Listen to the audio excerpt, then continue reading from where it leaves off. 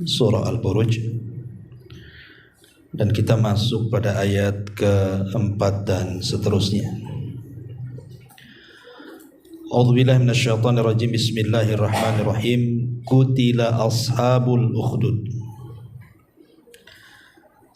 an-nari dzatil waqud idhum 'alaiha qu'ud wa hum 'ala ma yaf'aluna bil mu'minina syuhud wa ma naqamu minhum illa an yu'minu billahil azizil hamid alladzi lahu mulkus samawati wal ardh wallahu 'ala kulli syai'in syahid. Kutila, dilaknat atau dibinasakan orang-orang yang membuat parit, maksudnya parit-parit api. An-nari dzatil waqud, yang berapi, yang mempunyai kayu-kayu bakar. Idhum 'alaiha qu'ud, ketika mereka duduk di sekitarnya. Wa hum 'ala ma yaf'aluna bil mu'minina syuhud, sedangkan mereka menyaksikan apa yang mereka perbuat terhadap orang-orang yang beriman. Wa ma naqamu minhum, dan mereka menyiksa orang-orang yang beriman itu illa an yu'minu billahil azizil hamid, hanya karena orang mukmin itu beriman kepada Allah yang maha perkasa lagi maha terpuji.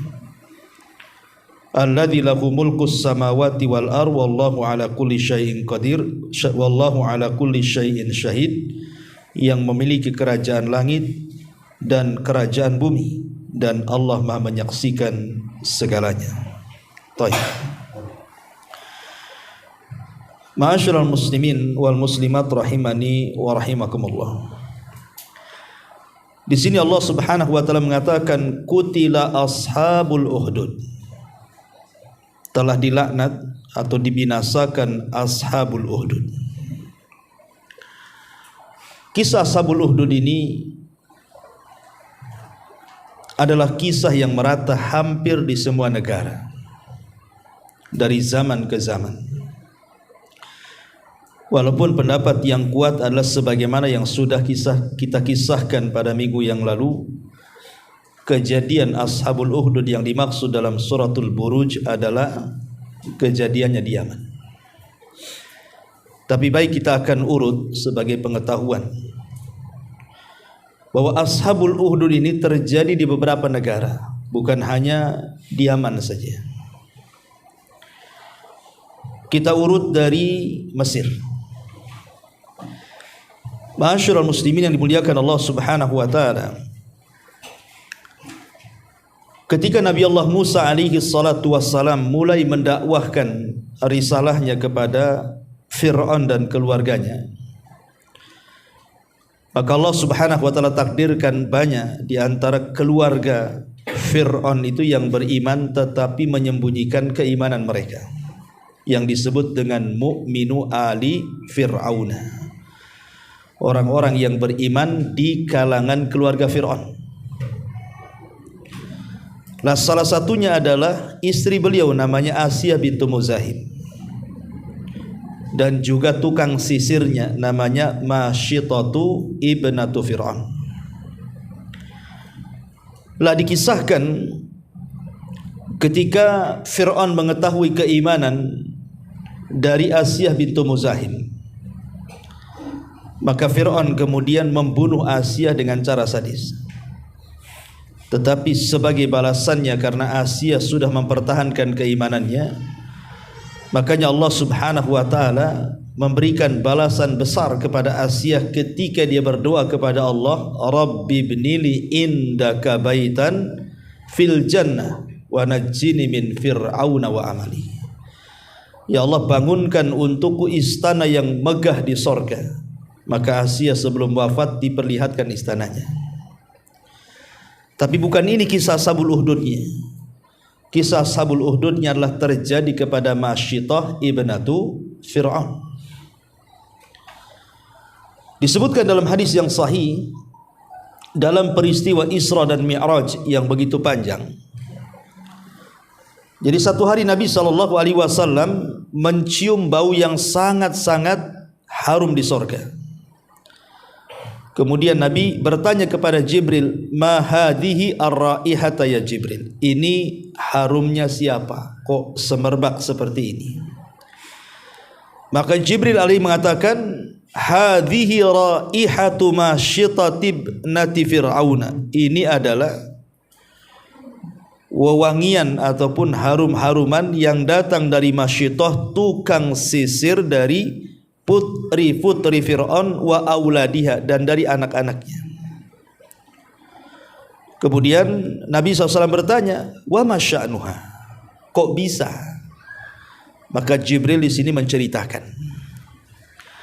Jadi saat Masyitah ini sedang menyisiri salah satu putri daripada Fir'aun, karena Fir'aun kan tidak punya anak laki-laki. Semua anak Fir'aun itu perempuan. Ketika kemudian sisirnya jatuh, secara refleks kemudian Masyitah mengatakan Bismillah dengan menyebut nama Allah. Lah putri Fir'aun ini heran, apakah yang dimaksud Allah itu maksudnya Fir'aun yang mengaku Tuhan?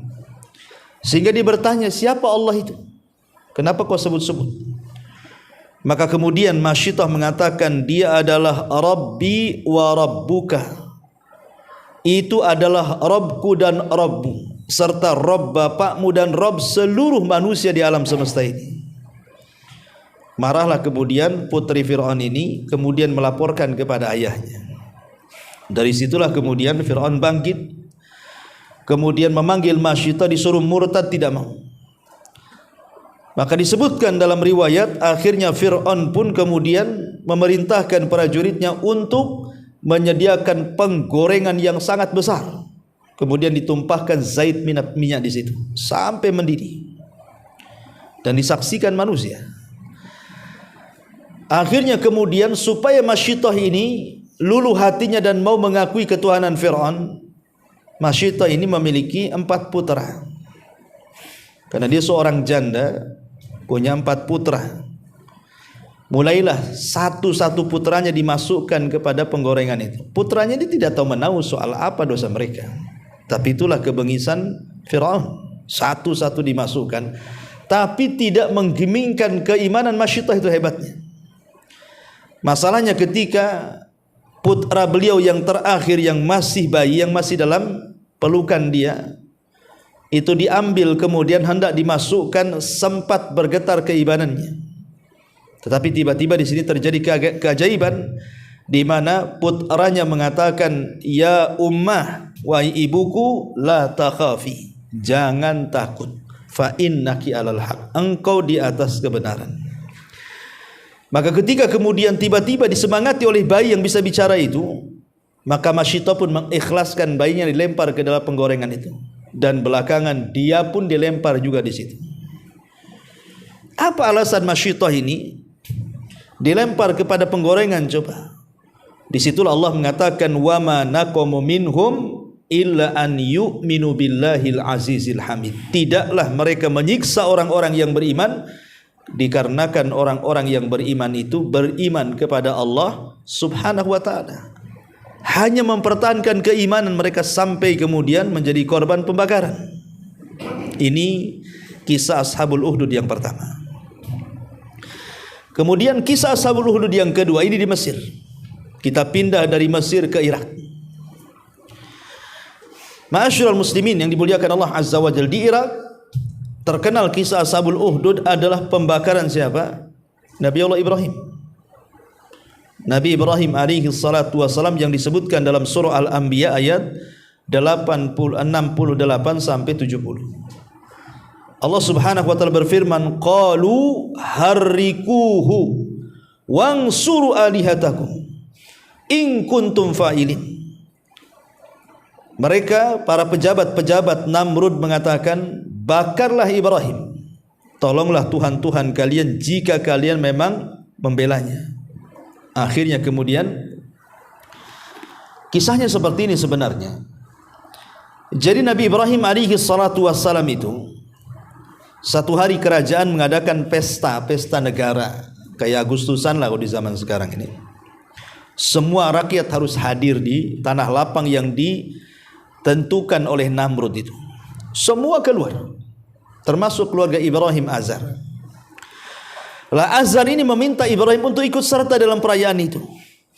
Tetapi Ibrahim berpura-pura sakit dan mengatakan, "Inni sakim, saya sedang sakit." Inilah dusta pertama Ibrahim. Dia berdusta kepada ayahnya padahal dia sehat, tapi karena dia ada rencana lain sehingga dia berpura-pura sakit dan mengatakan, "Inni sakim, saya sedang sakit." Akhirnya keluarganya berangkat sendiri, Ibrahim sendirian di rumahnya. Rupanya dia sudah mempersiapkan senjata palu, masuk ke dalam istana. Disitulah kemudian dia hancurkan banyak patung di dalam istana itu. Sampai-sampai akhirnya ketika selesai perayaan itu, dikagetkanlah para pembesar Namrud itu karena Tuhan-Tuhannya bergelimpangan, hancur lebur. Sehingga kemudian mereka pun berusaha mencari siapa yang menghancurkan itu. Belakangan ketahuan Ibrahimlah pelakunya. Ditangkap Ibrahim kemudian diadili. Kemudian mereka pun bertanya, "A anta fa'alta bi alihatina ya Ibrahim?" Engkau yang melakukan ini? Kata Ibrahim, "Tidak, bal fa'alahu kabiruhum hadza." Itulah patung yang paling besar yang melakukannya. Karena palunya ada di leher dia kan itu. Sebenarnya Ibrahim ingin memberikan pemahaman tentang tauhid. Karena bukan masalah hancur menghancurkan patung. Karena patung dihancurkan besok dibuat lagi, dihancurkan dibuat lagi. Buat apa seperti itu dakwah? Karena membuat patung bukan perkara sulit, kan mudah, besok hancur dibuat lagi. Tapi Ibrahim itu kan ingin mengirim semacam SMS message ke kaumnya Namrud itu, bahwa berhala yang mereka sembah itu tidak bisa menolong mereka sendiri, apalagi menolong kalian. Buktinya dihancurkan pun diam saja. Makanya Ibrahim sempat mengatakan kepada kaumnya dan mengatakan, "Fas'aluhu in kanu yantikun." Kalau memang aku yang bersalah yang menghancurkan patung-patung itu, tanya kepada mereka kalau mereka bisa bicara. Mereka mengatakan, ya sudah tahu mereka tak bisa bicara. Lah kalau sudah tahu mereka tak bisa bicara, kenapa kalian sembah gitu maksudnya? Ketika mereka sudah tidak bisa berhujah di hadapan Ibrahim, dari situlah kemudian mereka pun mengatakan, qalu harrikuhu wangsuru alihatakum. Tangkap bakar Ibrahim, bela Tuhan-Tuhan kalian. Kemudian akhirnya Namrud pun meminta kepada seluruh rakyat Babylon untuk mengumpulkan kayu bakar. Bayangkan, semua rakyat Babylon semangat karena keyakinan mereka yang sangat kuat dengan Namrud, sehingga satu di antara mereka, kalau ada ibu-ibu ini sedang hamil, kemudian mereka pun bernazar, ya Allah, kalau seandainya bayiku lahir, maka bayiku aku nazarkan supaya ikut membesarkan api untuk membakar Ibrahim. Jadi sampai ibu-ibunya nazar itu, supaya kalau lahir anaknya juga ikut niup-niup api itu, biar besar apinya. Sampai seperti itu, ya. Akhirnya kemudian bukan hanya itu saja, bahkan ada binatang namanya wazag. Wazag itu bukan cicak ya, toke. Ya. Disebutkan dalam hadis Ummu Syarik yang dikeluarkan Imam Bukhari, anna Nabiy sallallahu alaihi wasallam amara bi qatli wazag. Nabi sallallahu alaihi wasallam memerintahkan untuk membunuh wazag. Wazag itu ya cicak besar lah. Kalau saya lihat di kamus-kamus, gambar wazag itu bukan cicak, bukan, tapi toke. Toke kayak gitu. Kalau dia bunyi kan, nanti dihitung tuh berapa, 1, 2, 3, ngitung kancing ya. Kalau 7 kali, besok dagang nih, berhasil nih. Kalau kurang dari 7, berarti ganjil, ini besok gak usah dagang katanya. Ada orang jadikan suara toke itu dijadikan untung-buntung tuh kan. Jadi Nabi SAW memerintahkan untuk membunuh toke. Kenapa alasannya? Kana yanfuhu ala Ibrahim alaihi salam. Dahulu toke itu ikut membantu meniup-niupkan api untuk membakar Ibrahim.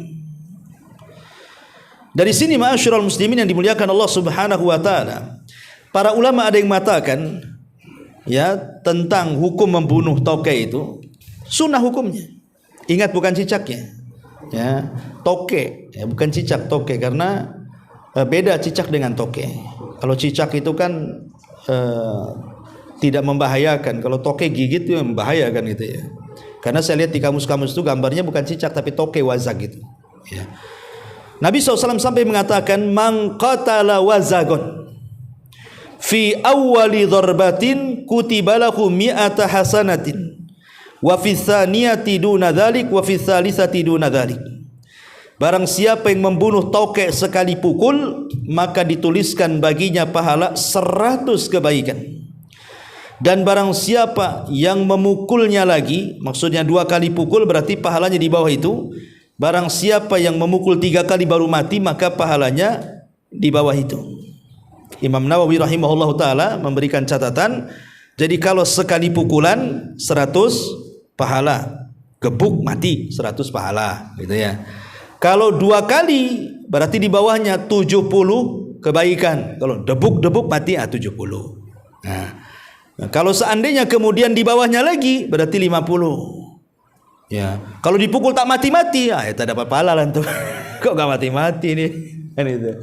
Artinya kalau 1 kali 100 pahala, 2 kali pukulan mati 70 pahala, 3 kali pukulan mati 50 pahala. Ya. Artinya dari sini menunjukkan bahwa kenapa wazag itu disuruh membunuh. Di antara hikmah yang disebutkan oleh Al-Imam Asy-Syarwani, seorang mazhab Syafi'i, mengatakan, ai li anna aslaha alladhi tawalladat hiya minhu kana yanfuhu ila akhir fa thabatat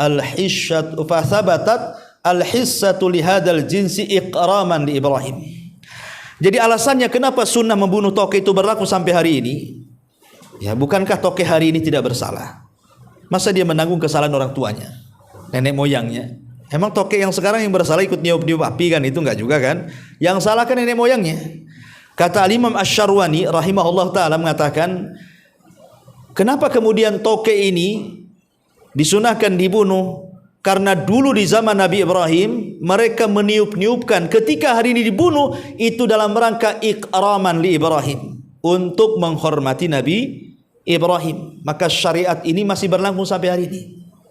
Ya, jadi kita membunuh toke itu dalam rangka menghormati Nabi Ibrahim, kata Imam Syarwani rahimahullah ta'ala. Tetapi Imam Nawawi rahimahullah ta'ala dia punya alasan lain dan mengatakan wattafaqu ala annal wazagha minal hasyaratil mu'diyat. Mereka para ulama sepakat bahwa toke itu termasuk binatang-binatang yang membahayakan. Binatang-binatang yang membahayakan. Itulah sebabnya kemudian ulama memberikan komentar bahwa karena itu binatang yang membahayakan maka disunnahkan untuk dibunuh. Bahkan sebagian ulama mengatakan termasuk fuwaisik, termasuk binatang-binatang fasik yang memang disunnahkan untuk dibunuh. Ya, toke itu. Jadi bukan kesalahan kakek buyut mereka, tidak. Ya. Tapi intinya bahwa terlepas apakah kesalahan kakek buyut mereka atau tidak, yang jelas Nabi SAW membunuh toke. Sejarahnya kenapa? Karena mereka ikut niup-niup semua binatang ingin mematikan api, si wazag pula ingin membesarkan api. Bayangkan sampai keikutsertaan wazag toke ngikut-ngikut supaya apinya besar. Lah ketika kemudian apinya besar itulah kemudian Nabi Ibrahim alaihi salatu wassalam kemudian dilucuti pakaiannya, dan dialah manusia yang pertama yang yang membuka pakaiannya di jalan Allah Subhanahu wa taala. Kemudian dibuat manjani, ketepel besar, karena tidak bisa kemudian dekat-dekat dengan api panas lah kan itu. Makanya Ibrahim kemudian dilempar lewat ketepel besar itu. Ketika kemudian Ibrahim melayang antara api dengan manjanik itu, disitulah malaikat Jibril datang. Kemudian menawarkan untuk menyelamatkan dia. Tetapi Nabi Ibrahim menolak dan mengatakan amma ilaika fala wa amma ilallahi fabala. Adapun harus meminta pertolongan kepadamu wahai Jibril, tidak. Tetapi kalau aku meminta pertolongan kepada Allah, maka pasti kulakukan. Itulah bentuk tawakalnya Ibrahim. Dari sini Ibrahim kemudian mengucapkan kalimat yang diucapkan Nabi SAW saat ketakutan, hasbunallah wa ni'mal wakil. Cukuplah Allah sebagai pelindungku karena dia sebaik-baik pelindung. Dari sini Allah Subhanahu wa taala ketika Ibrahim membaca doa itu, maka Allah mengatakan kul ya naru kuni bardan wasalaman ala Ibrahim. Katakan wahai api, dinginlah engkau. Qul ya naru kuni bardan, jadilah kau dingin. Tapi ayatnya tidak sampai di sini. Sebab kalau ayatnya sampai di sini, maka api satu dunia sejak Ibrahim sampai kiamat pasti dingin. Susahlah kita mau ngopi, mau ngeteh, TO nggak ada lagi. Ya. Kalau seandainya ayatnya sampai di sini, tetapi Allah Subhanahu wa taala tidak mengkhitab api dingin itu sampai di sini, tapi Allah mengatakan wasalaman ala Ibrahim. Selamatkan Ibrahim. Berarti api menjadi dingin itu khusus bagi Ibrahim saja, tidak umum bagi yang lainnya. Ma'asyiral muslimat yang dimuliakan Allah Azza wa Jalla, akhirnya kemudian Ibrahim pun diselamatkan Allah Subhanahu wa taala. Bahkan ketika Ibrahim selamat, ayahnya Azar itu sempat mengatakan ni'matur rabb rabbuka ya Ibrahim, sebaik-baik Tuhan Tuhan wahai Ibrahim. Tapi juga tidak beriman tuh. Sudah jelas depannya mukjizat, tidak mau beriman juga bapaknya tuh. Nah, ini kisah yang kedua terjadi di Irak. Ini juga disebut Ashabul Uhdud. Ya, orang-orang yang beriman yang dimasukkan ke dalam pembakaran. Ma'asyiral muslimin yang dimuliakan Allah Azza wa Jalla. Kemudian beralih dari Mesir, kemudian Irak, kemudian ke Syam. Di Syam ini dulu setelah Isa bin Maryam meninggal dunia,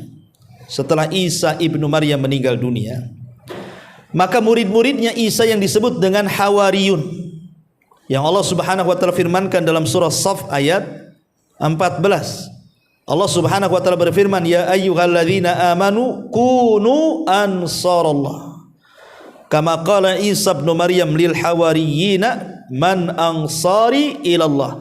Qala al hawariyuna nahnu ansarullah. Wahai orang-orang yang beriman, jadilah kalian penolong-penolong Allah. Sebagaimana Isa mengatakan kepada Hawariyun, siapa yang akan menjadi para penolong Allah? Maka orang-orang Hawariyun mengatakan, kami yang akan menolong Allah. Jadi setelah wafatnya Isa bin Maryam, orang-orang Hawariyun ini kan dikejar-kejar oleh raja zalim, murid-muridnya Isa ini. Setelah Isa diangkat ke langit, maka kemudian orang Hawariyun terpecah menjadi tiga. Ada yang meninggalkan kota, lari jauh sejauh-jauhnya. Ada yang mereka masih syahid dibunuh oleh kerajaan zalim. Ada juga yang mereka sembunyi tetap di kota, tapi mereka tidak mendakwakan karena takut. Lah ketika itu Allah takdirkan raja di saat itu tiba-tiba menjadi Nasrani. Jadi rajanya tiba-tiba memeluk agama Nasrani. Masalahnya raja ini kemudian dihasut untuk ekstrim terhadap pemahaman terhadap Isa bin Maryam dan mengatakan Isa itu anak Tuhan. Nah, itulah raja pertama yang mengatakan Isa itu ibnullah. Kemudian dia memaksa seluruh rakyatnya untuk mengatakan Isa itu anak Tuhan, kalau tidak dibakar. Maka kemudian terjadilah pembakaran dan kaedah Isa ibnullah menjadi kaedah orang-orang salib sampai hari ini. Ya kan? Mengatakan Isa adalah anak Tuhan, Isa adalah satu di antara tiga Tuhan, bahkan Isa adalah Tuhan itu sendiri. Makanya Allah mengatakan lam yalid wa lam yulad. Nah, ini juga terjadi di mana? Di Syam. Ya. Kemudian pindah dari Syam ke Persia. Persia itu di Iran. Ya. Jadi dahulu di Persia ada seorang raja menikah dengan salah satu dari dia kepincut dengan salah satu gadis. Ada seorang raja di Persia itu, dia suka dengan salah satu gadis karena kecantikannya. Masalahnya gadis itu masih ada hubungan mahram dengan sang raja itu, dan itu tidak dibolehkan. Ya. Tetapi karena sudah jatuh cinta raja ini kepada sang gadis tadi, akhirnya dia pun menikahinya, dan dia berjanji siapapun yang mencela dia, yang menghalang-halangi dia untuk menikah gadis itu, maka akan dibakar hidup-hidup. Akhirnya banyak orang-orang yang dibakar hidup-hidup sama raja itu. Setiap yang menentang dia maka akan dibakar. Walaupun ada yang mengatakan bahwa kisah ini terjadi di Babylon ketika saat Bukhtun Nasr berkuasa. Nah, tapi begitulah kemudian orang-orang yang dibakar dengan api itu karena keimanan mereka menentang kebatilan, akan ada sepanjang zaman tuh. Ya. Dan yang terakhir tentu yang sudah saya ceritakan kepada antum, kisah yang ada di Yaman pada minggu kemarin yang dikisahkan tentang Ashabul Uhdud, tentang seorang raja yang zalim yang bernama Dzunuwas membakar 20.000 orang-orang yang beriman yang ketika itu mereka memeluk agama Nasrani karena Islam belum datang kan. Ya, tetapi kemudian berakhir dengan penyerangan besar-besaran dari kerajaan Nasrani yang ada di Ethiopia, kemudian terbunuhnya Bukhtun Nasr dan Yaman dikuasai oleh orang-orang Akhbas, orang-orang Ethiopia ketika itu, sampai datangnya Nabi sallallahu alaihi wasallam baru kemudian mereka terusir dari negeri Yaman. Ya. Ma'asyiral muslimin yang dimuliakan Allah Subhanahu wa taala. Di sini Allah Subhanahu wa taala mengatakan kutila ashabul uhdud. Dilaknat ashabul uhdud. Ma'asyiral muslimin yang dimuliakan Allah Azza wa Jalla, orang-orang yang mengancam untuk membakar orang yang beriman dengan api itu akan terus ada. Bukan hanya 5 kisah saja yang sudah saya ceritakan, mulai dari Mesir, kemudian Irak, kemudian Syam, kemudian Persia, kemudian Yaman gitu ya. Tetapi sepanjang zaman akan ada orang seperti itu, dan nanti diakhiri dengan Dajjal. Karena Dajjal di akhir zaman itu akan membawa api dan juga air. Ya, jadi di sebelah kanannya api, sebelah kirinya air. Kemudian mengancam orang-orang yang tidak beriman dengan Dajjal. Tapi kata Nabi SAW, lemparkan kalian ke dalam api yang dibawa Dajjal, fa inna nar jannatuhu wal ma naruhu. Karena api yang dibawa Dajjal itu hakikatnya sorga, dan air yang dibawa Dajjal itu hakikatnya neraka. Kata Rasul, falian anhu, pejamkan matamu, lemparkan dirimu ke dalam api itu, karena di balik api itu sorga dan di balik air itu neraka. Ya, jadi nanti di akhir zaman seperti itu Dajjal menyiksa orang. Dan kalau orang tidak tangguh keimanannya, pasti dia akan masuk ke dalam air kan gitu, yang hakikatnya neraka. Dan hanya sedikit yang masuk ke dalam api. Dan kenyataan hari ini banyak kaum muslimin yang disiksa dengan api kan. Ingat, lihat dulu kisah berita yang ada di Burma. Orang-orang Rohingya kan gitu ya. Dibakar hidup-hidup. Ya. Yang belakangan sekarang ini yang lagi sentral-sentralnya kasus Palestina. Ya, mereka dibakar dengan cara apa? Dihujani bom. Bom itu kan api juga kan begitu ya. Sehingga dalam satu hari itu bisa ribuan orang mati itu. Apalagi sekarang kondisi Palestina memang luar biasa, sangat memprihatinkan kan. Kalau memang betul-betul kemudian mereka tidak bisa keluar dari situ karena kemudian diputus pasokan air, pasokan api, pasokan makanan, entah apa yang mereka lakukan. Boleh jadi mungkin sebagian mereka selamat dari bom, tapi belum tentu selamat dari kelaparan kan. Mereka selamat dari bombardir Israel, tapi apakah selamat dari kelaparan? Masyaallah muslimin yang dimuliakan Allah Azza wa Jalla. Jadi akan terus ada orang-orang yang mereka akan mendapatkan kecaman ataupun siksaan dari orang-orang kafir terhadap orang-orang yang beriman.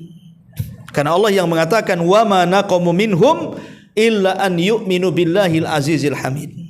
Dari sini faedahnya ma'asyiral muslimin yang dimuliakan Allah Azza wa Jalla, bahkan bahwa siapapun yang berpegang dengan agama Allah, maka dia tidak akan lepas dari ujian-ujian berat.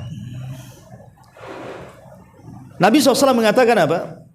Sayati alikum zaman al-qabid fi dinihi kal-qabid alal jamrati. Akan datang zamannya, kata Rasul, orang-orang yang berpegang teguh dengan agamanya seperti berpegang teguh dengan bara api di tangannya. Sifat bara api ma'ruf, sudah saya jelaskan. Antum saja tidak akan sanggup mengambil satu arang yang sedang dibakar. Berapa detik antum sanggup megang itu? Tidak akan sanggup. Karena kalau semakin dipegang semakin melepuh kulit kita, terbakar kulit kita. Lah Nabi SAW seolah-olah mengatakan seperti itulah agama di akhir zaman. Kalau kita betul-betul kembali ke agama kita yang murni sesuai dengan ajaran Rasul dan para sahabat, maka antum akan banyak pertentangan. Akan banyak ujian-ujian, akan disakiti, dibuli dan lain sebagainya. Karena kalau kita lihat kisah-kisah para sahabat Nabi SAW luar biasa. Saya akan sebutkan beberapa kisah para sahabat Nabi SAW. Kita tahu bahwa Utsman ibn Affan radhiyallahu an, ketika dia masuk Islam, jadi pamannya namanya Hakam ibn Abil As. Hakam ibnu Abil As tidak suka dengan keislaman Utsman ibn Affan radhiyallahu an. Apa yang terjadi? Diikatnya Utsman bin Affan itu di pohon. Diikat kakinya di atas, kepalanya di bawah. Kemudian di samping dia dibakarkan perapian, bukan untuk dibakar, tidak, ya, tetapi sengaja dibakar perapian itu. Kemudian setelah dipadamkan asapnya itu diarahkan kepada Utsman bin Affan, kepala di bawah, kaki di atas digantung. Coba bayangkan, kita coba aja lah, umpamanya ada perapian, antum duduk di samping, kemudian ada angin, asapnya masuk ke muka antum, gimana rasanya itu? Kan kesakitan, mata sakit, hidung sakit, semua sakit kan?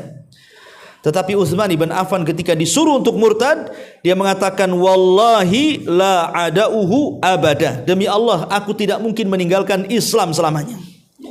Makanya ketika ada perintah hijrah pertama ke Habasyah, maka Utsmanlah orang yang pertama hijrah bersama istrinya Ruqayyah dan beberapa belas orang, hijrah pertama ke Ethiopia karena tidak sanggup dengan siksaan orang-orang Quraisy, ya.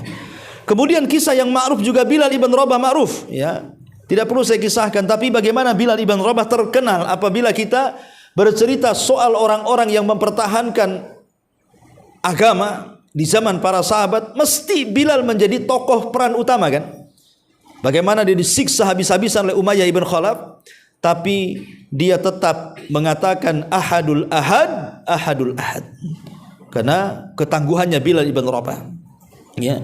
Kemudian juga Khalid ibn Sa'id ibn As. Khalid ibn Sa'id ibn As, ada yang mengatakan dia orang keempat yang masuk Islam. Orang yang keempat yang masuk Islam. Jadi ketika kemudian dia masuk Islam, keluarganya tahu dan kaumnya tahu. Akhirnya kemudian dia pun betul-betul ditangkap oleh kaumnya, oleh kabilahnya, dipenjara berhari-hari dan tidak diberikan pasokan makanan, pasokan minuman, sampai dia kelaparan, hampir mati. Tapi dia bersumpah untuk tidak meninggalkan agama Nabi sallallahu alaihi wasallam, ya. Kemudian juga Khabbab ibn Arat. Khabbab ibn Arat itu kan seorang budak dibeli oleh tuannya. Lah tuannya ini punya pandai besi. Jadi Khabbab itu dilatih kepandaian untuk membuat pedang, membuat panah, pokoknya yang berkaitan dengan pandai besi lah. Tapi Allah takdirkan Khabbab ini masuk Islam. Majikannya tidak suka perempuan. Jadi setiap hari disundut itu badan Khabbab itu supaya murtad. Dengan besi panas, namanya pandai besi. Tapi Khabbab tidak pernah murtad dari agamanya. Walaupun dia sempat tidak tahan dan dia mendatangi Nabi SAW yang ketika itu sedang bersandar di kiswah Ka'bah. Kata Khabbab, ya Rasulullah, ala tad'ulana ala tastaghfir lana. Rasul tidakkah berdoa untuk kami? Minta kemenangan cepat untuk kami. Kami sudah tidak kuat wahai Rasul. Tapi Rasul mengatakan, ya Khabbab, engkau tergesa-gesa, kemenangan itu akan datang. Sampai nanti orang-orang Son'a berjalan ke Hadratul Maut, tidak ada yang takut kecuali Allah, katanya. Kemudian Rasul mengatakan, ya Khabbab, dulu ada orang yang digergaji sampai terbelah menjadi dua tuh badannya, tidak bergeming agamanya. Dulu ada orang yang dikubur hidup-hidup, tidak bergeming dari agamanya. Dulu ada orang yang disisir dengan sisir besi sampai terkelupas daging dan tulangnya pun tidak meninggalkan agamanya. Engkau tergesa-gesa wahai Khabbab, tenang, kemenangan itu akan ada. Ya, sampai seperti itu di zaman para sahabat Nabi SAW. Yang lebih parah lagi adalah keluarga siapa? Ammar ibn Yasir. Ibunya Sumayyah ditusuk tombak oleh Abu Jahal dari kemaluannya sampai ke jantungnya mati. Kemudian Yasir suaminya juga sama. Dan itu di hadapan Ammar ibn Yasir, kedua orang tuanya dibantai dengan habis-habisan di hadapan kedua matanya. Yasir ketika itu masih remaja. Ketakutan Yasir. Ammar ketakutan. Maka Abu Jahal mengatakan kepada Ammar ini, ya Ammar, kalau engkau ingin nasibnya sama dengan kedua orang tuamu, maka kami akan lakukan. Tapi kalau engkau memuji Lata dan Uzza dan mencaci maki Muhammad, kami akan lepas, katanya Abu Jahal. Dilematislah ini Ammar ibn Yasir ini. Satu sisi dia takut kematian, sisi lain dia akan disiksa dan dibunuh. Akhirnya terpaksa dia memuja-muji Lata dan Uzza dan mencaci maki Rasul. Maka ketika para sahabat mendengar, mereka mengatakan Ammar sudah hilang pahalanya, habitat amaluhu, karena dia sudah mencaci Nabi dan memuja-muja Lata dan Uzza. Akhirnya dia datang kepada Rasul dan mengatakan, ya Rasul, terpaksa aku mengucapkannya. Kemudian Rasul terdiam sampai turun ayat illa man ukriha wa qalbuhu mutmainnun bil iman, bahwa orang boleh mengucapkan kalimat kufur selama hatinya penuh dengan keimanan kalau memang dalam kondisi terdesak. Nah, Rasul mengatakan kepada Ammar, ya Ammar, kalau mereka menyuruh kamu untuk mencaci maki aku, caci terus aku supaya kau selamat, katanya. Ya. Lihat bagaimana Ammar ibn Yasir, sehingga Rasul mengatakan, ya ala Yasir isbiru fa inna mau'idakumul jannah. Wahai keluarga Yasir, sabarlah karena tempat dudukmu adalah di sorga.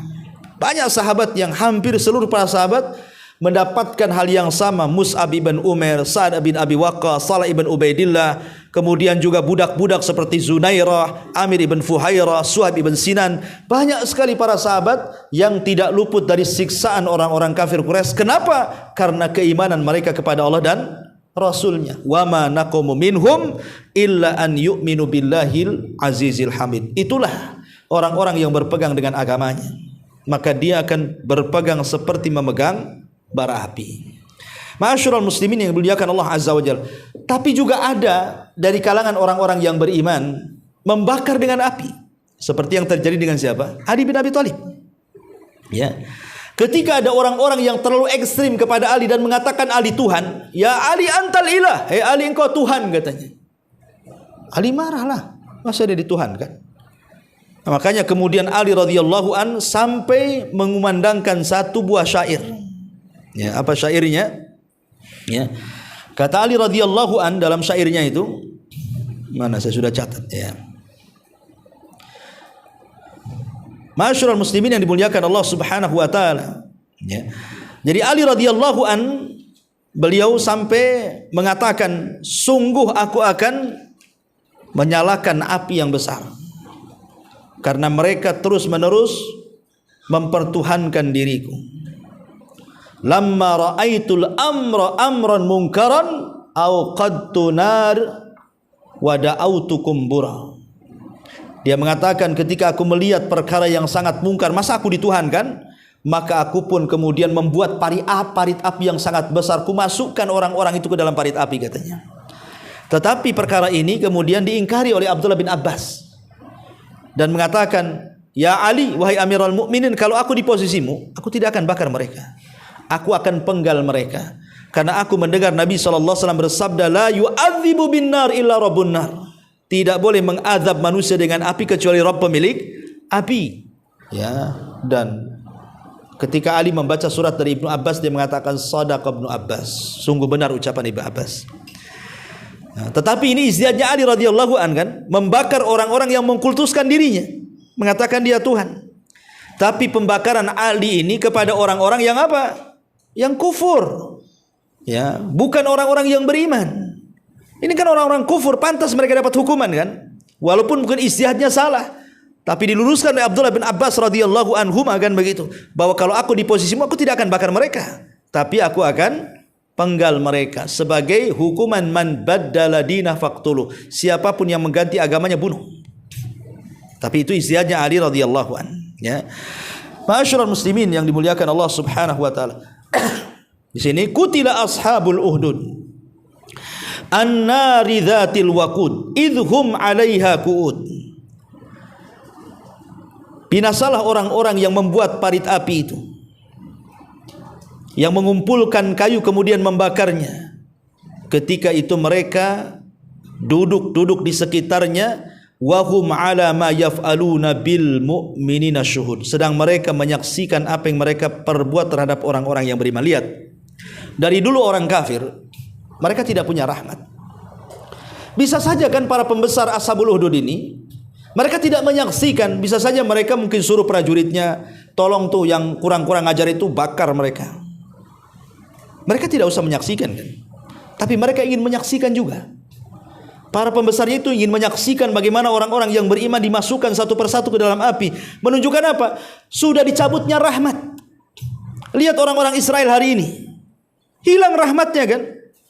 Kalau mereka mau perang, perangilah itu para tentara Hamas itu. Kenapa mesti kemudian membunuh bayi-bayi yang tidak berdosa, orang-orang tua yang sepuh yang tidak tahu apa-apa? Kadang-kadang yang menurut dunia internasional dilanggar, tidak boleh dilanggar, seperti umpamanya merusak fasilitas sekolah, rumah sakit dan begitu seterusnya. Mereka semuanya langgar.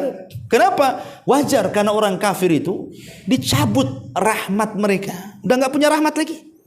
Nggak peduli, apalagi kemudian ada pernyataan bahwa mereka bukan sedang melawan manusia, mereka sedang melawan binatang. Dan kita tidak heran, karena dalam Talmud, bukan Taurat ya, Talmud itu bukan Taurat ya, Talmud itu kitab pegangan Zionis. Kalau Taurat itu pegangan Yahudi. Zionis dengan Yahudi beda ya kan. Jadi dalam Talmud mereka memang seperti itu. Setetes mani yang keluar bukan dari rahimnya orang Yahudi, maka sama dengan maninya binatang.